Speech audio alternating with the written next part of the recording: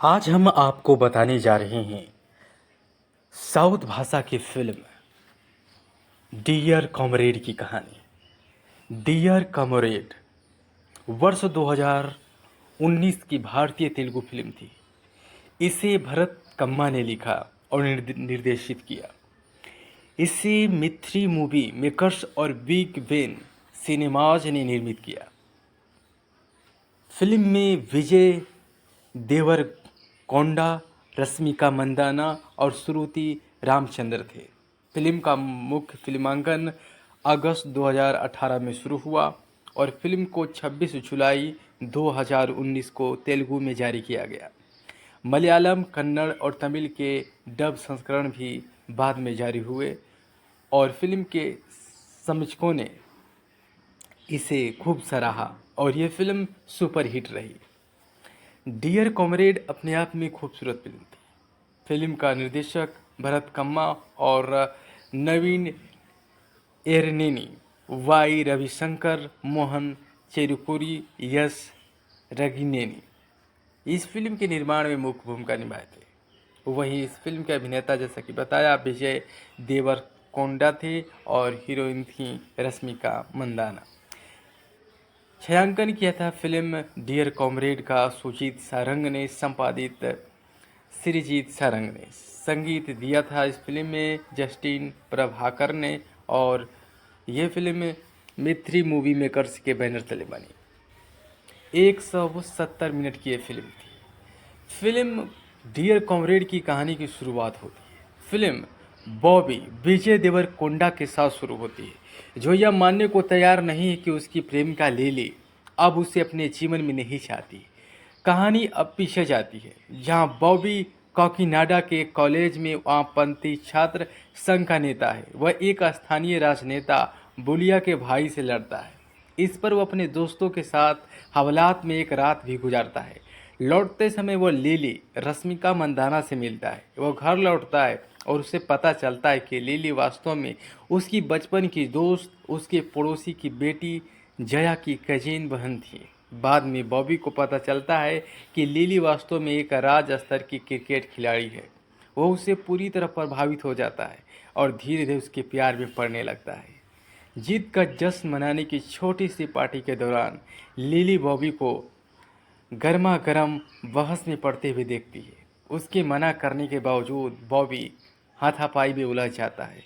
वह उसे यह बताती है कि उसका एक भाई था जिसने कुछ साल पहले कॉलेज कैंपस में हुई झड़प में अपनी जान गंवा दी थी और बॉबी के कैंपस के झगड़े ने उसे दर्दनाक यादों को वापस ला दिया है।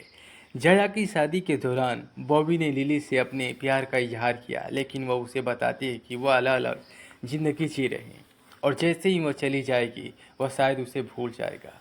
उसके जाने के बाद बॉबी पूरी रात सफ़र कर हैदराबाद जाता है। उसे बताता है कि उसकी यात्रा में उसका साथी बनना चाहता है। यह स्वीकार करते हुए कि उसके बारे में बहुत कुछ सोचती रही है, वो मान जाती है, लेकिन लिली बॉबी को बताती है कैसे उसकी अत्यधिक आक्रामकता के कारण उसे डरती है, लेकिन वो इसे एक मामूली मुद्दा कहता है और अपने को सुधारने के लिए सहमत हो जाता है। उनका प्रेम प्रसंग जोशपूर्ण तरीके से आगे बढ़ता है। एक दिन बॉबी बुलिया के भाई के गिरोह के साथ फिर से लड़ाई में शामिल हो जाता है और अनजाने में बुलिया के भाई के दुर्घटना का कारण बनता है। वह कोमा में चला जाता है। बुलिया नाराज हो जाता है और अपने आदमियों को बॉबी को मारने के लिए कहता है। वह बुलिया के आदमियों द्वारा गंभीर रूप से घायल हो जाता है। जब वो अस्पताल में उठता है तो लिली उसे अपने हिंसक प्रवृत्ति को छोड़ने की विनती करने लगती है। बॉबी इस मांग पर अपना आपा खो देता है क्योंकि उसे लगता है कि कोई भी उसकी बातों को सुनने को तैयार नहीं है और लिली को भगा देता है। बॉबी को बाद में अपनी गलती का एहसास होता है और वह लिली के पास पहुंचने की कोशिश करता है, लेकिन वह उसे कहती है वह उसे अब और परेशान न करे और अपने करियर पर ध्यान दे। फिर वो अपने दादाजी की सलाह पर यात्रा करने के लिए घर छोड़ देता है। उसके घर छोड़ने के 3 साल बाद वह एक डॉक्टर से मिलने हैदराबाद जाता है। उसे जया और उसके पति दिखता है। तभी बॉबी को पता चलता है कि नेशनल सिलेक्शन के दिन लिली का एक्सीडेंट हो गया था और उसे अस्पताल से बाहर ले जाता है। उसे शारीरिक और भावनात्मक रूप से ठीक करने के लिए केरल की सड़क यात्रा पर ले जाता है। उसका पैर ठीक हो जाता है और वह धीरे धीरे अपने पूर्व हंसमुख स्वभाव में वापसी आती दिखाई देती है। वह उसे वापस उसके घर छोड़ देता है। डॉक्टर उसे चेतावनी देते हैं कि वह बाहर से खुश दिख सकती है लेकिन उसके अंदर दर्द छिपा है। फिर वह बॉबी से उसे शादी करने के लिए कहती है, लेकिन बॉबी का कहना है कि उनकी शादी की कोई जल्दी नहीं है। आश्चर्य के साथ लिली खुलासा करती है कि उसने क्रिकेट छोड़ दिया है।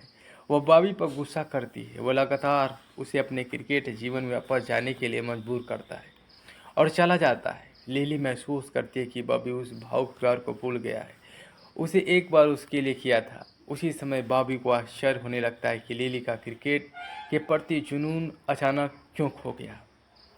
इस पर लिली के हुए कारनामे के बारे में पूरी सच्चाई लिली के सहेली द्वारा बॉबी को बताया जाता है। बॉबी जब जानता है कि लिली के साथ अन्याय हुआ है तो वो तुरंत जाता है और क्रिकेट के चेयरमैन से मिलता है और उसे मारता है, क्योंकि वो टॉर्चर किया था लिली को। लिली इसके बारे में खुलकर नहीं बताती।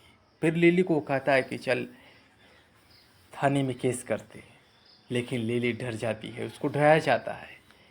लेकिन जब बहस होता है, उस बहस में लिली अपना बयान देती है कि ये चेयरमैन क्रिकेट कंट्रोल बोर्ड का मेरे साथ बुरी हरकत किया था। और इसके बाद लिली पुनः क्रिकेट में उसका सिलेक्शन होता है और बॉबी और लिली एक दूसरे से मिल जाते हैं।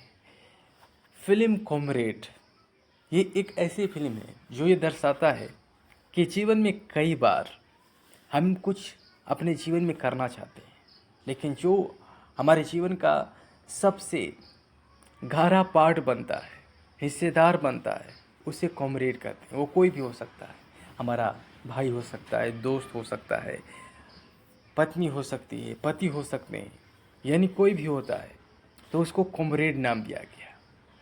यानी जो आपका प्रिय है, जो आपके जीवन में सबसे ज़्यादा आपके साथ सहयोग रहता है, दूर रहकर भी, पास रहकर भी।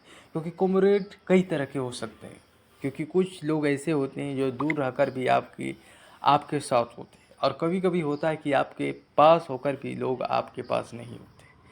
तो डियर कॉमरेड ये समझाने के लिए बहुत खूबसूरत फिल्म थी।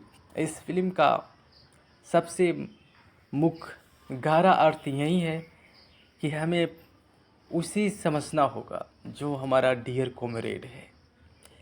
फिल्म में अन्य सभी कलाकारों की बात करें तो विजय देवरकोंडा बॉबी बने, रश्मिका मंदाना लिली का किरदार निभाई, श्रुति रामचंद्रन जया लिली की काजीन बहन बनी, राज अर्जुन रमेश राव का किरदार निभाए और सुहास मार्टिन विकास रघु बने, दिव्या श्रीपदा अनीता रघु की प्रेमिका, चारू हासन बॉबी के दादा बने, आनंद बॉबी के पिता, कल्याण जी नटराजन बॉबी की मां बनी, प्रत्युषा जोनल गड्ढा रूबीना के रूप में थी, तुलसी जया की मां बनी, संजय स्वरूप लिली के पिता बने, अश्रिता वेमुंगती लिली की मां बनी और श्रीकांत अयंकर पुलिस अधिकारी बने।